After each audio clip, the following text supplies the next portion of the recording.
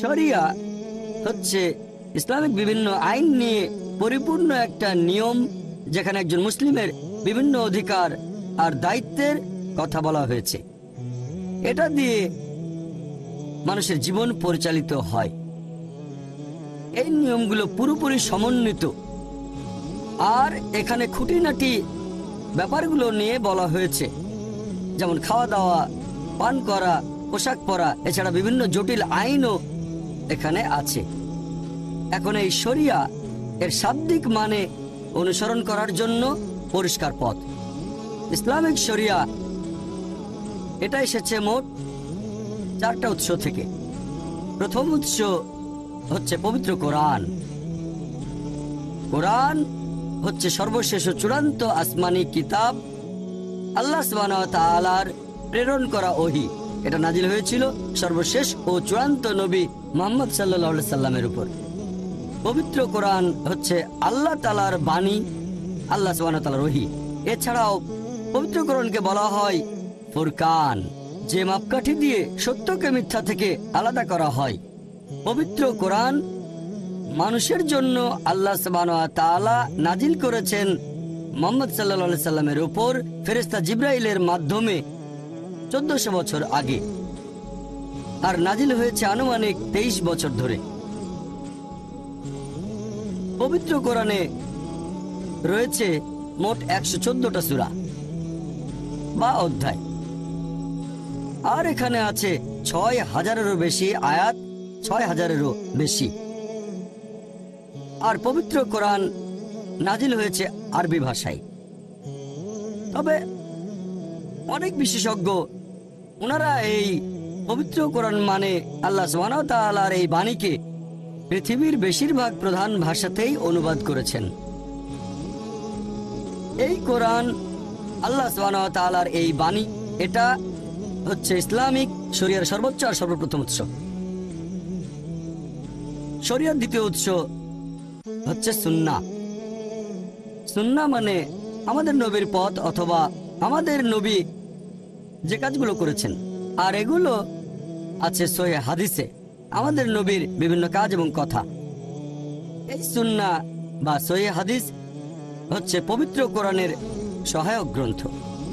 এগুলো কোরআনের ব্যাখ্যা হিসেবে কাজ করে। এখানে কোরআনের বিভিন্ন আয়াতের ব্যাখ্যা দেওয়া থাকে, আর এই সুন্নতের মধ্যে আমাদের নবী মুহাম্মদ সাল্লাল্লাহু আলাইহি ওয়াসাল্লামের নির্দেশগুলো সবার প্রথমে আসবে, তারপর আসবে নবীর কাজগুলো। আবার অনেক সময় নবীর বিভিন্ন নির্দেশগুলো ভালোভাবে বোঝার জন্য দেখার প্রয়োজন হতে পারে সাহাবেগণ তখন কি করেছিলেন।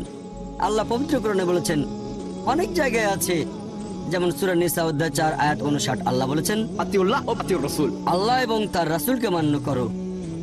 রাসূলকে মান্য করো মানে সুন্নতগুলো মেনে চলো, আমাদের নবী যেগুলো বলেছেন আর করেছেন। আর আমাদের নবী বলেছেন যে প্রথমে পবিত্র কোরআন দেখো, তারপর আমার উদাহরণ দেখো, আমার কথাগুলো, আর তারপর যদি বিস্তারিত জানতে চাও তাহলে আমার প্রজন্মকে দেখো, তারপরের প্রজন্ম দেখো এবং তারপরের প্রজন্ম। যদি আমাদের নবীর জীবনী সম্পর্কে আরো বিস্তারিতভাবে জানতে চান তিনি কি করেছেন, এখন আমাদের নবীর কথাগুলো সবচেয়ে ভালো বুঝেছিলেন নবীর সহচরগণ, অর্থাৎ সাহাবীগণ, যারা নবীর আমলে বেঁচে ছিলেন, আমাদের নবীকে দেখেছেন এবং ঈমানের সাথে মৃত্যুবরণ করেছেন। তাহলে আপনি যদি হাদিসগুলো ভালোভাবে বুঝতে চান, যদি কোনো মতভেদ থাকে তাহলে জীবনী দেখবেন সালেফে সালেহিনগণের, মানে 3টা প্রজন্ম। যদি আরো বিস্তারিত জানতে চান, আরো ব্যাখ্যা চান, তাহলে জীবনী দেখতে পারেন সাহাবীগণের, তারপরের প্রজন্ম এবং তারপরের প্রজন্ম, ব্যাস। তাহলে আমাদের নবীর সুন্নত অর্থাৎ সহিহ হাদিস হচ্ছে শরিয়ার দ্বিতীয় উৎস। 3 নম্বর উৎস হচ্ছে ইজমা, তার মানে মতামতের উপর একটা জরিপ অথবা মতামত নিয়ে একটা চুক্তি। সাহাবেগণের মতামত আমাদের নবীর সহচর, সালফে সালেহিনগণের মতামতের উপর ভিত্তি করে সিদ্ধান্ত নেওয়া হয়। আর পাশাপাশি হিজরি প্রথম শতাব্দীর বিভিন্ন মুসলিম বিশেষজ্ঞের মতামতকেও এখানে গুরুত্ব দেওয়া হয়। যদি কোনো প্রশ্নের উত্তর পবিত্র কোরআনে না পান, যদি পবিত্র কোরআনে কিছু পরিষ্কার বলা না থাকে, তাহলে নবীর সুন্নতের ভেতরে খোঁজেন, মানে আমাদের নবীর সহিহ হাদিস। যদি সেখানে খুঁজে না পান, তাহলে আপনি যাবেন তৃতীয় উৎসে, আর সেটা হচ্ছে ইজমা, মতামতের ভিত্তিতে সিদ্ধান্ত নেয়া। এটা তৃতীয় উৎস।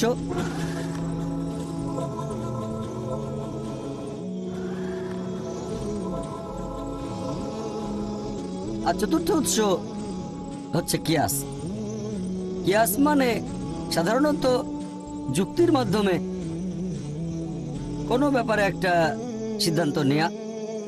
যদি আপনি এ ব্যাপারে সরাসরি কিছু না পান পবিত্র কোরআনে অথবা আমাদের নবীর হাদিসে অথবা কোনো ইজমাই, তাহলে আপনি সাধারণ যুক্তি ব্যবহার করে কোনো একটা সমস্যার সমাধান করতে কোরআনের অন্যান্য আয়াতের ভিত্তিতে অথবা নবীর হাদিসের ভিত্তিতে বা ইজমার ভিত্তিতে লজিক ব্যবহার করবেন। যদি বিশেষ একটা ব্যাপারে সরাসরি কিছু বলা না থাকে, তাহলে আপনি দেখবেন পবিত্র কোরআনের অন্যান্য আয়াতগুলো, নবীর সুন্নত আর ইজমা, এভাবে যুক্তি ব্যবহার করে একটা গ্রহণযোগ্য সমাধানের চেষ্টা করবেন। তবে এটা শুধুমাত্র ইজমার পরে ব্যবহার করা যাবে। এটা ব্যবহার করা যায় একটা ইসলামিক দেশে যেখানে সঠিক ইসলামিক শরিয়া মানা হয়। প্রধানত শরিয়ার উৎস এই চারটা। 1 নম্বর আর সবচেয়ে বেশি গুরুত্বপূর্ণ হচ্ছে পবিত্র কোরআন, আল্লাহ সুবহানাহু ওয়া তাআলার বাণী। 2 নম্বর আমাদের নবীর সুন্নত অর্থাৎ সহিহ হাদিস। 3 নম্বর হচ্ছে ইজমা, আর 4 নম্বর হলো কিয়াস। ইসলামিক শরিয়া হলো একটা পরিপূর্ণ আচরণ বিধি। এটা মানুষকে দেয় একটা পরিপূর্ণ জীবন ব্যবস্থা, আমরা কিভাবে জীবন কাটাবো। তবে দুর্ভাগ্যজনকভাবে আমরা দেখি যে মিডিয়া, পাশাপাশি ইসলামের অনেক সমালোচক বলে যে ইসলামিক শরিয়া আসলে বর্বরচিত।